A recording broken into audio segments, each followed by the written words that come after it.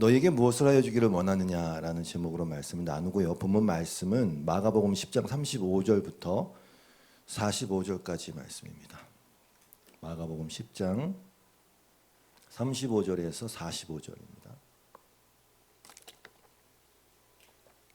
자, 그럼 또 같이 한번 목소리에 맞춰 읽어볼게요. 시작. 세베대의 아들 야고보와 요한이 아직 안 나왔어요? 아, 내가 넘기는 거구나. 메리 크리스마스. 내가 넘기는 거지. 왜 이걸 까먹었지? 다시 35절. 아, 나왔어요. 자, 시작. 세베대의 아들 야고보와 요한이 주께 나와 여짜오되 선생님이여 무엇이든지 우리가 구하는 바를 우리에게 하여 주시기를 원하옵나이다.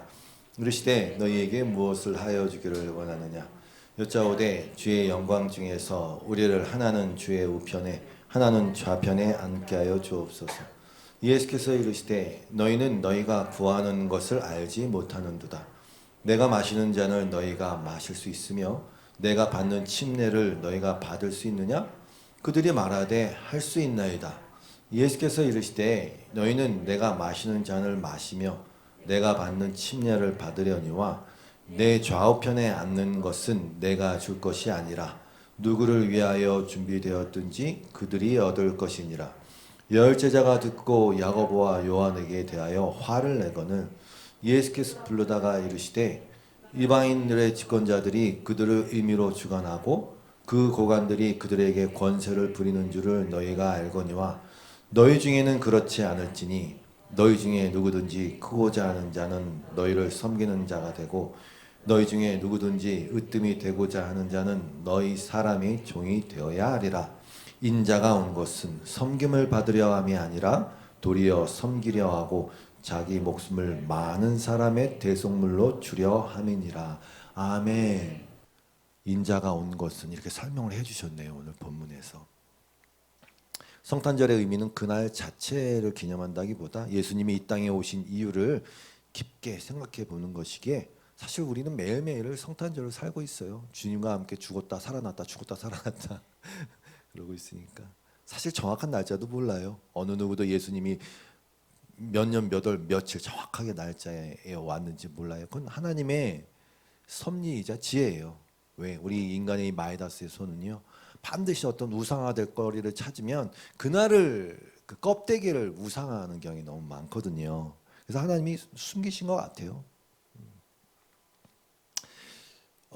그래서 성탄절에 쓰일 만한 유명한 구절을 설교해야만 하는 것은 아니기에 오늘 본문 말씀을 가지고 나눠보겠습니다. 인자가 온 것은 하고 주님께서 친히 주님이 오신 이유를 지금 말씀해 주시잖아요. 잘 됐죠? 인자가 온 것은 섬김을 받으려 함이 아니라 도리어 섬기려 하고 자기 목숨을 많은 사람의 대속물로 주려 함이니라. 하나님의 아들이 오신 이유는 명확합니다. 한마디로 자기 목숨을 주기 위해서입니다. 그러니까 그분은 그 예수 그리스도는 죽기 위해서 목숨을 주기 위해서 태어나는 것이죠. 죽기 위해서 태어났다는 말이 사실 모든 인간이 사실 적용되는 것처럼 착각할 수 있어요. 왜? 모든 사람이 죽으니까. 그러나 죽기 위해서 태어났다는 주님의 경우와는 전혀 다른 말이에요. 인간은 그냥 죄의 싹은 사망인 그 사망의 결과를 받아들이는 것이고 예수님은 죽음과 상관이 없으신 원래 하나님이시잖아요. 그러나 호흡하는 사람이 되셔서 그 호흡이 끊어지는 죽음을 죽으신 이유는 말씀하신 것처럼 자기 목숨을 많은 사람의 대속물로 주려 함이에요. 대속물이 뭡니까? 대신 값을 치르는 것을 말하는 것이 아닙니까? 인간은 정말 가면 갈수록 뼈저리게 느껴요. 인간은 하나님의 원수가 됐어요. 반역자가 되었어요. 체제 전복을 시도한 중범죄를 저질렀어요. 어떤 체제? 하나님 나라, 하나님 통치, 그 하나님 나라의 체제를 전복시키려고 했거든요. 변질시키려고 했거든요. 그건 정말 중범죄입니다. 그에 마땅한 형벌은 사형이기에 모든 인간 다 영원한 죽음 앞에 서야만 했어요. 그러면 어떻게 그 죄인을 살리냐? 당연하죠. 그 값을 치러야죠. 그 값을 치르는 건 어떻게 하냐? 당연하죠. 죽어야죠. 그래서 이 땅에서는 그 값을 치를 만한 인간이 없어요. 왜? 다 사형수니까. 누구를 위해서 자격도 안 되고. 그래서 주님이 오실 수밖에 없어요. 그건 너무 필수적이고 필연적인 거예요. 오실 수밖에 없어요. 구원하시고자 하면. 그래서 사람이 되어서 죄가 없으신 채로 값을 치를 만한 온전한 제물로 오셔야 했고, 그리고 죽으셔야 했어요. 그래서 오셨어요. 성탄절, 그 명확한 목적인 대속물 죽기 위해서 예수님이 오셨다는 말입니다.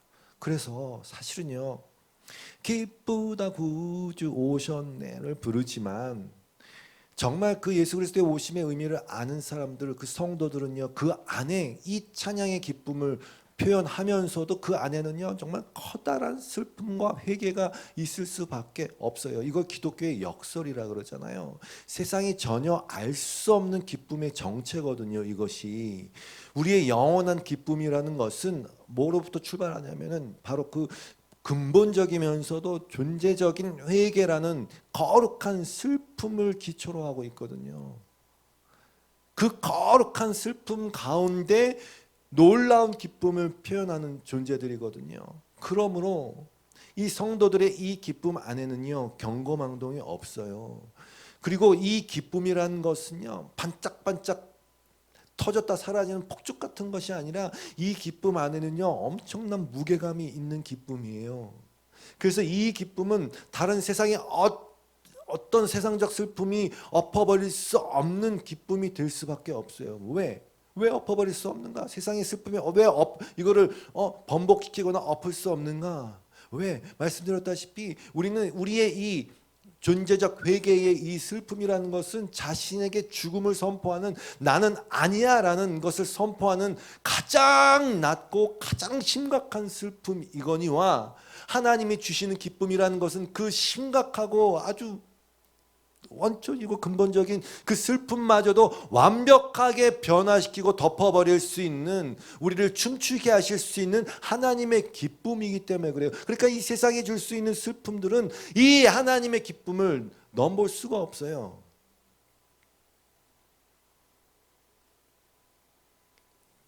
네, 그래요. 이 기쁨은 가장 큰 슬픔과 탄식을 덮어버리는 거대한 은혜로부터 오는 기쁨이에요. 깊고 깊은 회개 위에 부어진 기쁨, 우리의 깊은 슬픔, 그 애통하는 심령 위에 부어지는 하나님의 기쁨, 하나님을 기뻐하는 기쁨, 우리의 어떠함에 좌지우지되지 않는 천국의 영원한 기쁨. 그래서 이 세상이 주는 기쁨과 비교할 수가 없어요.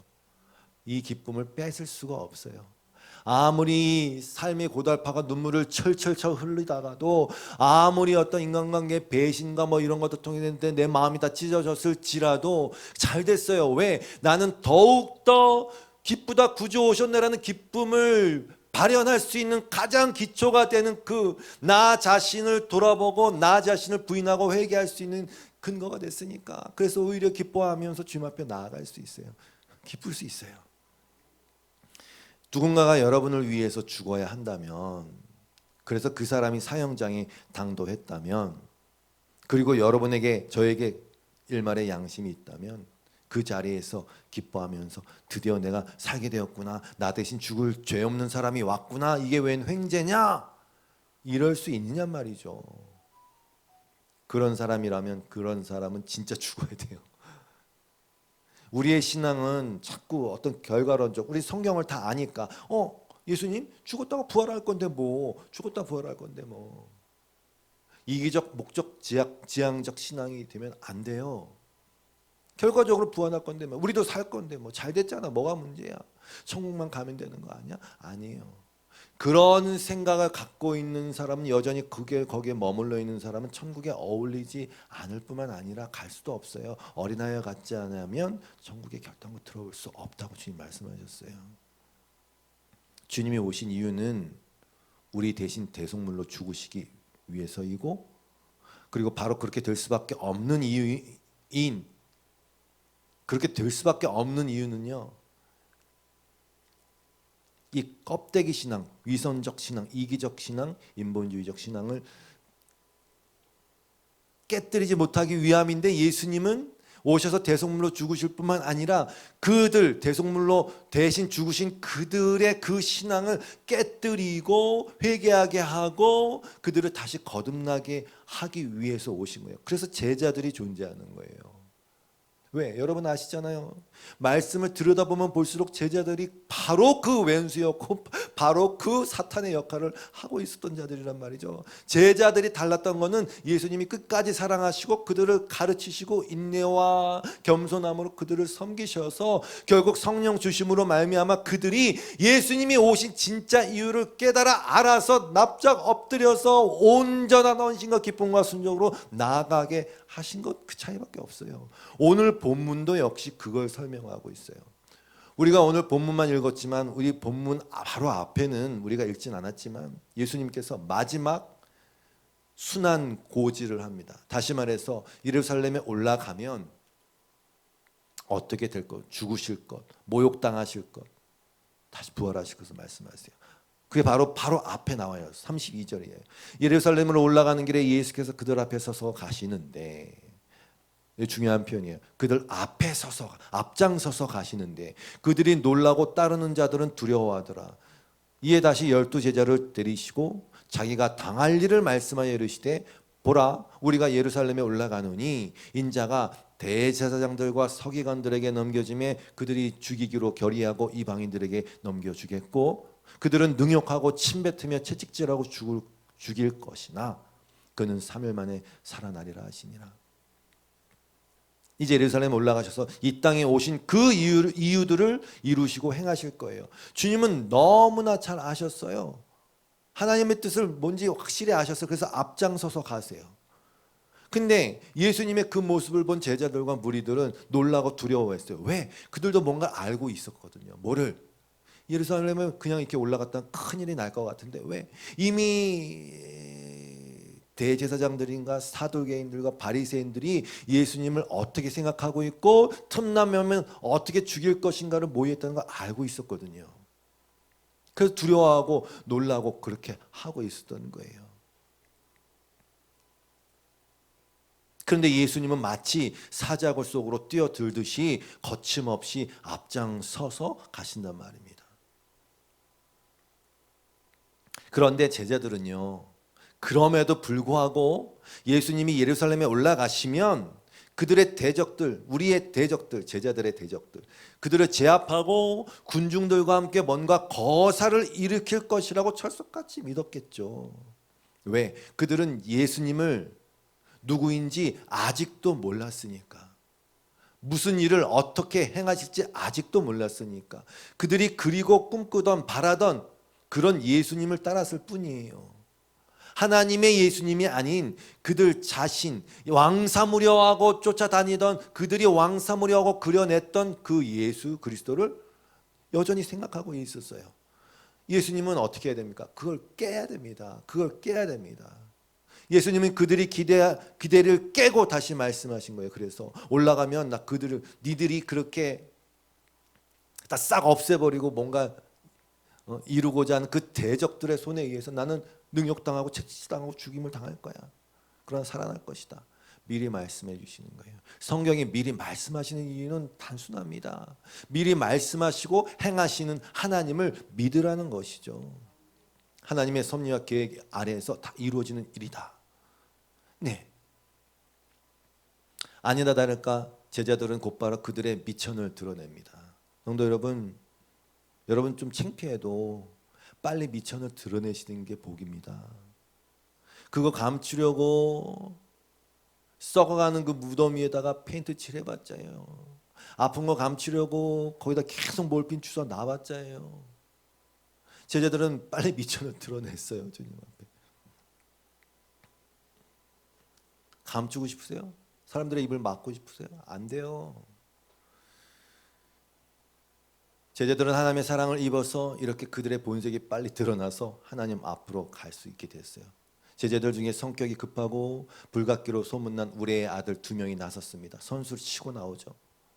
이 와중에 세베대의 아들 야고보와 요한께 나와 여짜오되 선생님이여 무엇이든지 우리가 구하는 바를 우리에게 하여 주시기를 원하옵나이다. 마태복음에서는 그 시점이 예수님이 나 올라가면 죽을 거야, 능욕당할 거야 라고 말씀하신 바로 그때라고 명확하게 그 시점을 얘기해 주고 있어요. 마태복음 20장 20절에.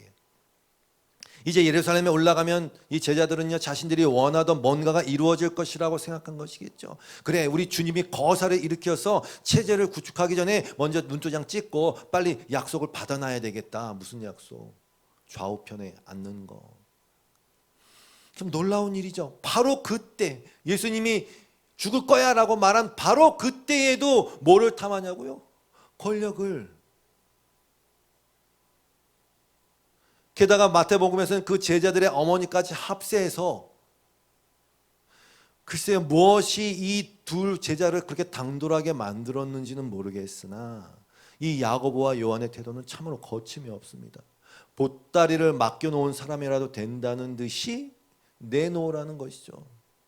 추측할 수는 있어요. 우리는 전토도 버리고 어머니 아버지를 다 떠나서 주님을 따른 자들 아닙니까? 라는 언급이 있는 걸로 봐서는 이들은 자신들을 생각하기에 내가 그렇게 받을 만한 자격이 있어라고 생각한 것일지도 모르겠어요. 그게 뭐든지 상관없이 우리가 원하는 것은 꼭 들어주시기를 바랍니다. 이게 지금 이 시점에 나올 얘기냐 말이죠. 근데 여러분, 제자들 탓할 거 없어요. 그게 뭐든지 내가 원하는 것을 들어달라고 기도하는 사람 많으니까. 여러분은 안 그러실 것 같지만 아무튼 지금도 여전히 물에 빠진 사람 건져주었더니 왜 내 보따리를 놓쳤냐고, 왜 내 보따리 안 내놓냐고. 우리에 대한 하나님의 사랑이라는 것은 십자가로 이미 끝났어요. 십자가로 이미 충분해요. 다 이루셨어요. 십자가로 이미 보여주실 걸 다 보여주셨어요. 그 아들을 주신 하나님이 뭔들 안 주시겠어요? 그러면 안 주신 이유는 유익을 위해서예요. 다른 대답이 없어요. 유익을 위해서예요. 주면 죽으니까. 그런데도 계속 제자들이 얘기하는 것처럼 무엇이든지 우리가 구하는 것은 우리에게 주시기를 원하나이다 이러고 있는 데서 우리는 벗어난 자들임을 믿습니다. 온유하신 주님은 또 그 제자들을 품으시고 사랑하시기에 또 받아주고 가르쳐 주십니다. 뭘 원하느냐 물어보시죠. 그랬더니 이제 노골적인 야심을 드러냅니다.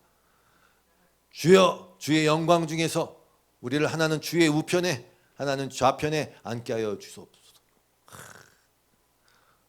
역시 우리의 아들들이군.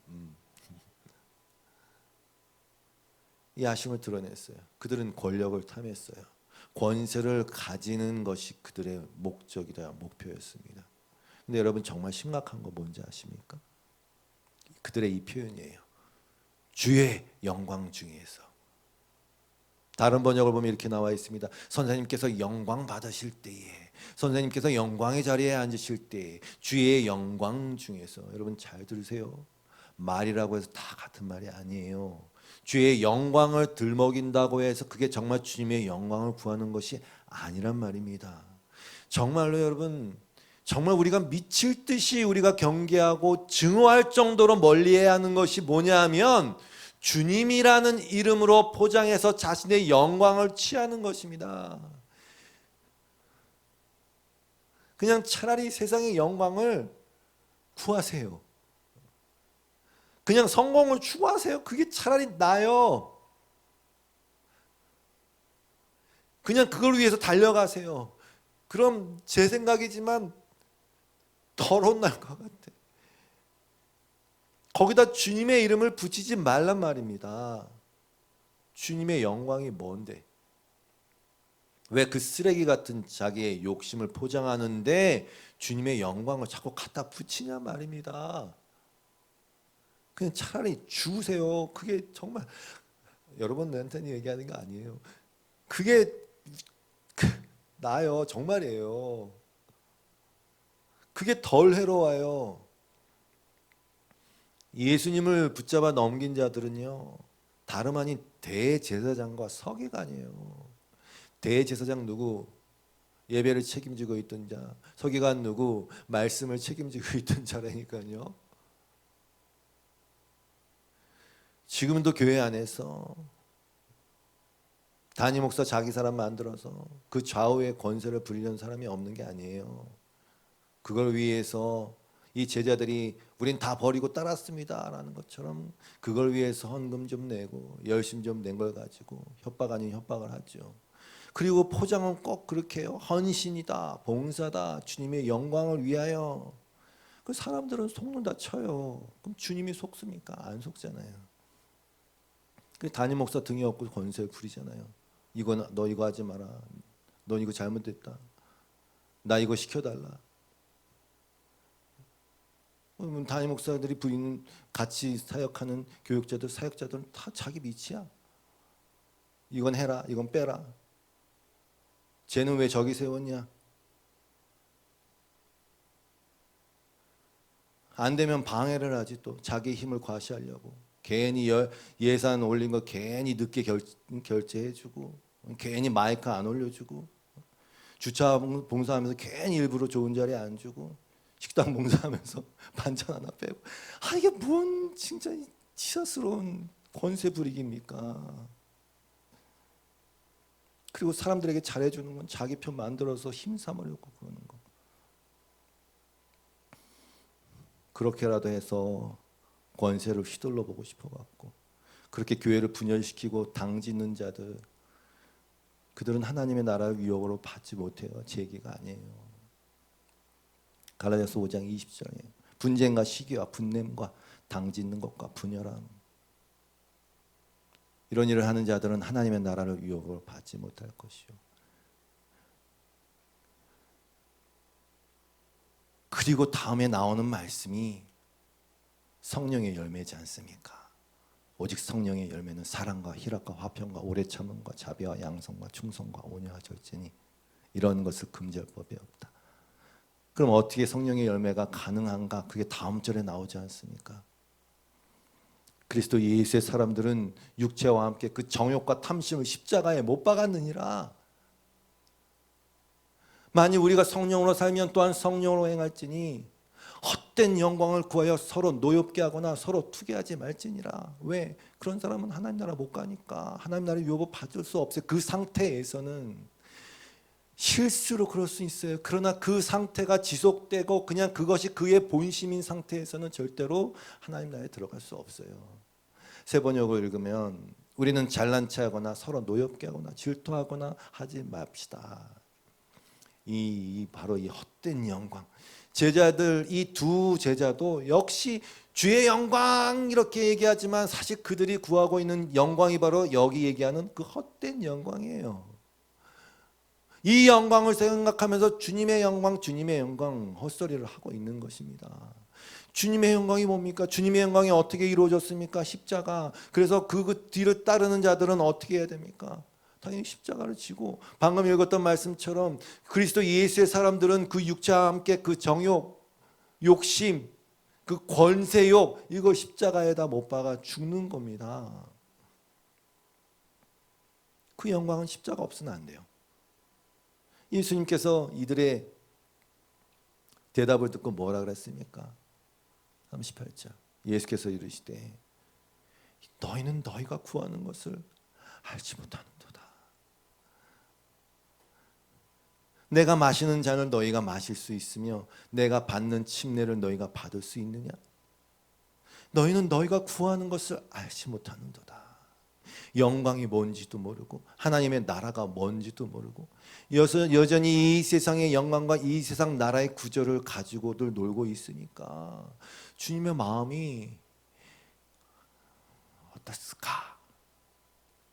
얘들아, 너희는 지금 너희가 뭘 구하는 것인지조차도 몰라. 영광?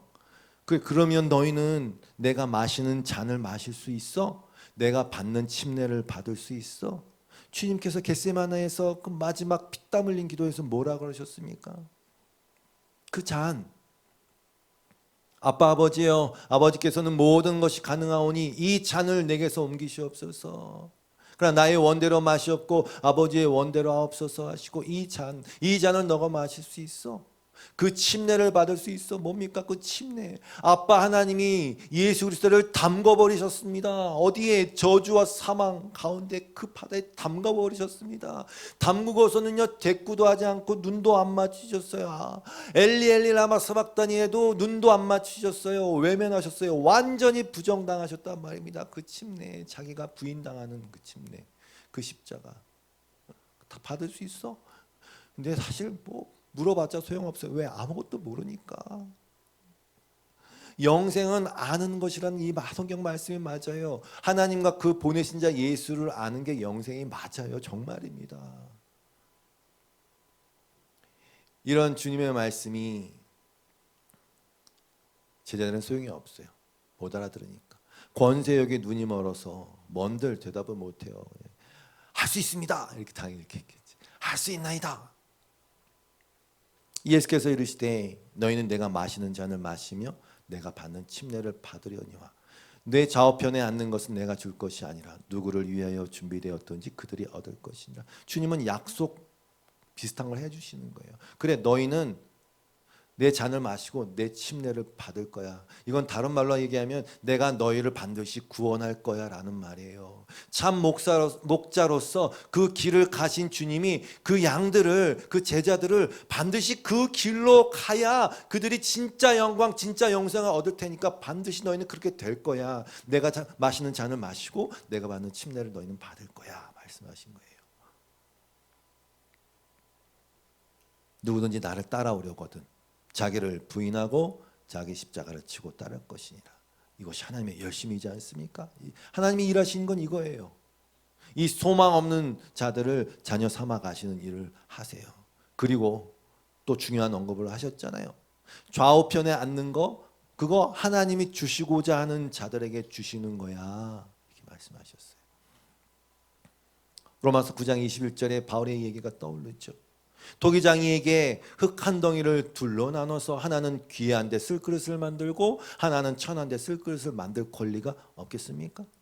하나님께서 하신 일도 마찬가지입니다. 하나님께서 진노하심을 보이시고 권능을 알리시기를 원하시면서도 진노의 그릇이에요. 멸망받게 되어 있는 진노의 대상들을 대하여 꾸준히 참으시며 너그럽게 대해 주시고 영광을 받도록 예비하신 자비의 대상들, 긍휼의 그릇이에요.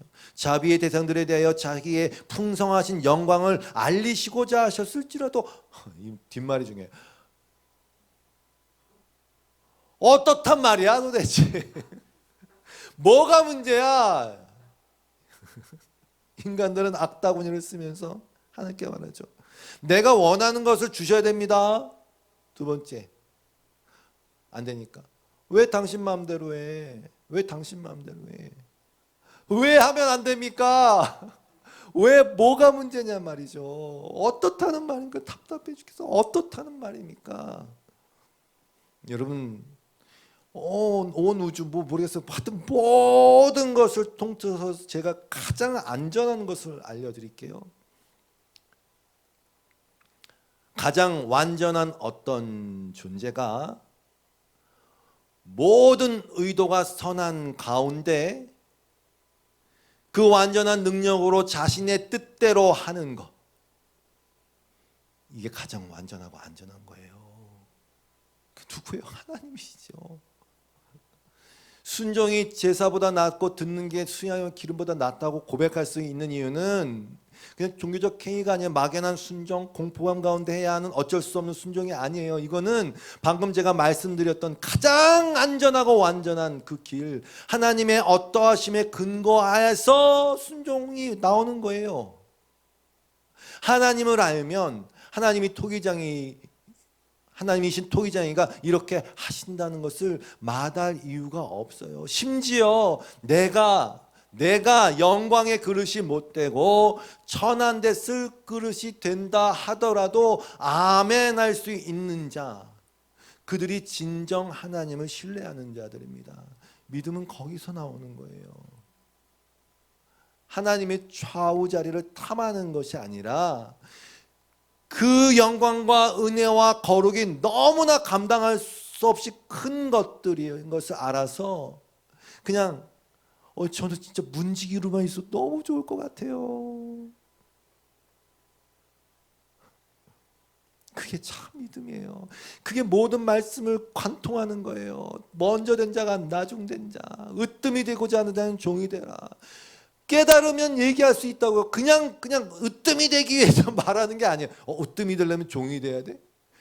CEO가 되려면 사원들을 섬기고 발 닦아줘야 돼? 그런 종류가 아니에요. 모든 것들은 다 하나님의 온전하심과 완전하심과 그 토기장이신 하나님이 뜻대로 하시옵소서, 그게 가장 완전합니다, 내가 무엇이 될지언정, 바로 그 고백 가운데서 나오는 거예요. 그러니 문지가 돼도 좋고, 야 걔에게 아들에게 줘야지 걔에게 줄 빵이 어딨냐라는 말에도 상관이 없어요. 그럼 나 개구나.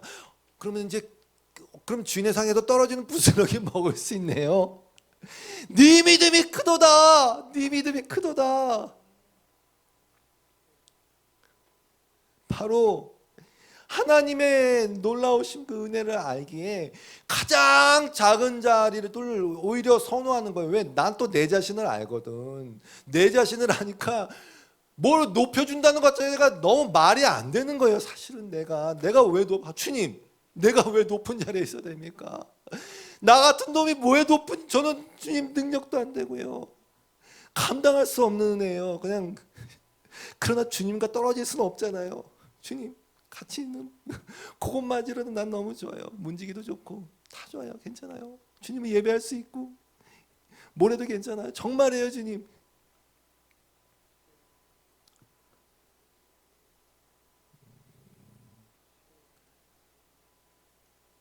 그러니까 이 두 제자의 로비 소식을 들은 다른 제자들이 난리가 났죠. 다 격분했어요. 이게 원어상으로는요, 화를 내는 게 아니라 격분했다는 단어거든요. 격분했어요. 격분했어요. 아까 바울이 그랬잖아요. 헛된 영광을 추구하니까 서로 다투고 시기하고 격분하고, 지금 그 일이 그냥 제자들 사이에 일어난 거예요. 뭐 때문에? 영광이 뭔지 몰라서, 헛된 영광을 찾아서. 그래도 우리 예수님, 좋으신 주님, 온유하고 겸손하신 주님께서 이 제자들 향해서 이 말씀을 하시는 거예요.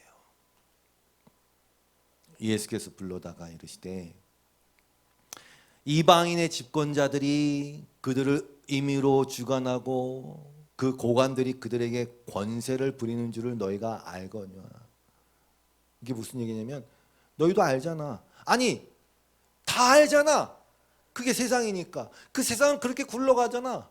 다 알잖아. 맞아요. 다 알아요. 그래서 힘을 가지려고 하고, 힘의 대표 주작격인 돈을 가지려고 하는 것이고, 그래서 나를 무시하지 못하게 좋은 차를 타는 것이고, 좋은 옷을 입는 것이고, 한 수억짜리 가방 메고 있으면 나를 함부로 못하겠지라는 것을 다 알아요. 다 알아요. 너희도 알거니와. 너희도 알거니와. 그렇게 권세를 부리지 않니?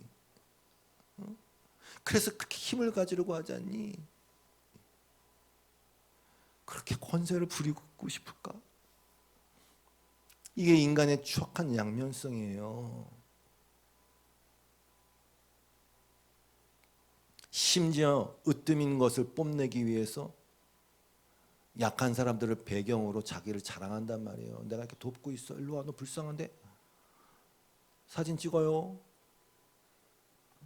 나는 이렇게 섬기는 자예요. 특정인을 얘기하는 건 아니에요. 그냥 조금 그렇지 않습니까? 진짜 종이 될 생각은 없어요. 사실 그게 정말 솔직한 본 모습이에요. 진짜 종이 될 생각은 없는 거예요. 너희 중에 그렇지 않을 거야. 너희가 누굽니까? 성도들, 제자들. 너희 중에는 그렇지 않을지니 너희 중에 누구든지 크고자 하는 자는 너희를 섬기는 자가 되고, 너희 중에 누구든지 으뜸이 되고자 하는 자는 모든 사람의 종이 되어야 하리라. 이렇게 말씀하셨어요. 이제 서서히 정리하겠습니다. 오늘 마지막 구절을 다시 읽죠. 45절이에요. 읽겠습니다. 시작. 인자가 온 것은 섬기려 도리어 섬기려 하고 자기의 목숨을 많은 사람의 대속물로 주려 함이니라. 아멘. 가장 으뜸이신 분이 가장 낮은 종이 되셨어요. 주님은 가장 으뜸이신 분이 맞아요. 근데 모든 사람의 종이 되셨어요. 그게 크리스마스의 의미입니다. 그래서 하나님이 어떻게 하셨냐면 예수님의 이 말씀 그대로 하나님은 예수 그리스도를 가장 으뜸의 자리에 다시 앉히셨어요. 왜? 그분은 진짜 으뜸이니까. 선하신 하나님이시고 사랑의 하나님 당신 그 자체니까. 그러니 당연히 다시 으뜸이 되셔야죠. 그리고 말씀드렸다시피 그분이 으뜸이 돼야 제일 안전한 거예요. 그게 평강이에요. 그게 안식이에요. 그 나라가 안전한 이유? 그분이 통치하셔서 그래요. 다른 이유가 없어요. 그분이 통치하셔서 안전한 거예요. 완벽한 안식이 있는 거예요. 사랑이 있는 거예요. 저는 그 주님을 신뢰합니다. 믿습니다. 주님뿐이에요. 그분이 다스리셔야 돼요. 바로 이 과정이 빌립보서 2장에 고스란히 소개되어 있습니다. 그는 근본 하나님의 본체시나 하나님과 동등됨을 취할 것으로 여기지 아니하시고 오히려 자기를 비워 종의 형체를 가지사 사람들과 같이 되셨고 사람의 모양으로 나타나사 자기를 낮추시고 죽기까지 복종하셨으니 곧 십자가에 죽으심이라. 이러므로 하나님이 그를 지극히 높여 모든 이름 위에 뛰어난 이름을 주사 하늘에 있는 자들과 땅에 있는 자들과 땅 아래에 있는 자들로 모든 무릎을 예수의 이름에 꿇게 하시고 모든 입으로 예수 그리스도를 주라 하시나요 하나님 아버지께 영광을 돌리게 하셨느니라. 이 영광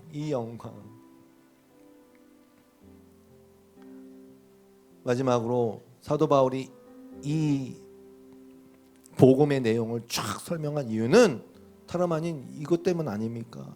바로 이 앞절에 나와 있는 이거. 너희 안에 이 마음을 품으라.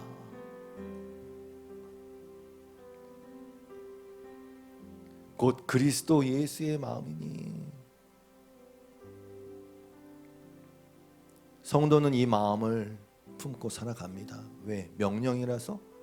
왜 이렇게 해서 높은 자리, 으뜸 자리 이렇게 하면 된다니까? 아니에요. 이제 그 성도는 그런 유치한 생각에서 다 떠난 자들이에요. 성도는 알아요.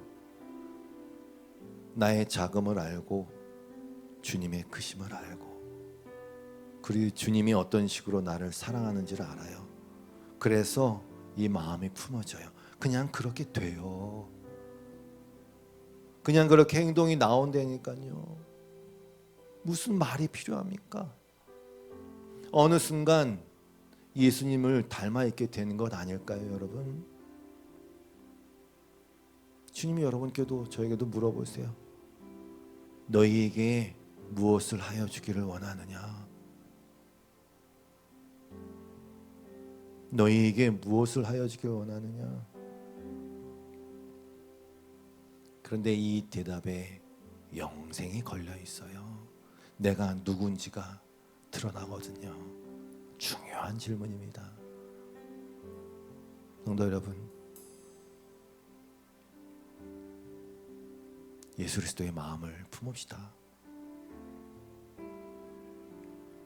우리 찬양하겠습니다. 이 찬양이 너무 생각이 났어요. 예수 사랑해요. 예수 사랑해요. 나 주 앞에 엎드려 경배와 찬양 함께 드리네. 할렐루야.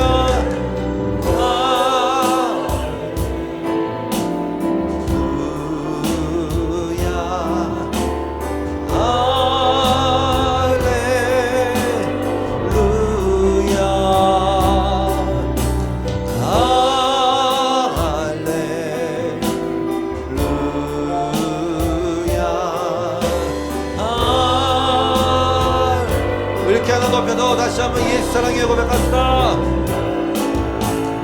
예수 사랑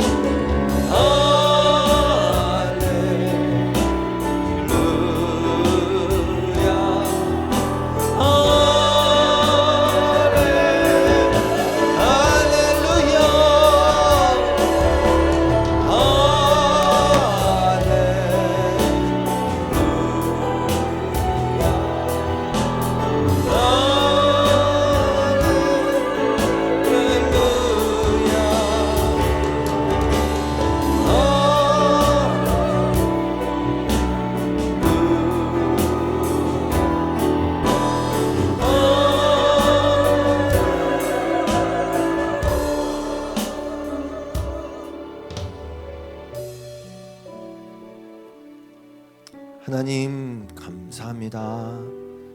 오늘 특별히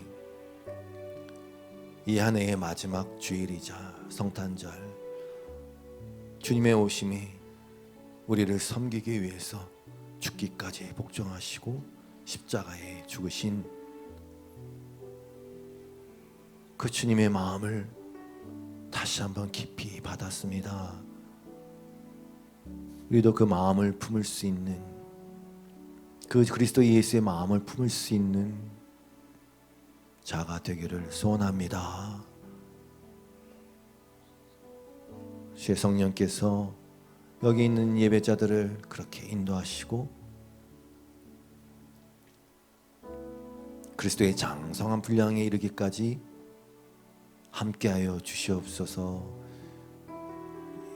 예수님의 이름으로 기도드리옵고 주 앞에 드려진 모든 예물과 기도에 응답하시는 좋으신 아버지, 주님의 나라가 임할 때까지, 또는 우리가 주 앞에 갈 때까지 우리 인생의 모든 여정에서 친히 동행하시옵소서. 필요한 것들을 채워주시옵소서. 예수님의 이름으로 기도드리옵고 이제는 우리 주 예수 그리스도의 놀라우신 은혜와 하나님 아버지의 극진하신 사랑하심과 성령님의 도우시고 교통하심이 오늘도 예배하며 우리 주님을 기뻐하며 주의 오심을 기뻐하며 하나됨을 기뻐하며 나아가 예배한 여긴 모든 예배자들 위해, 교회 위에 영원토록 함께 하시기를 간절히 축원하옵나이다. 아멘.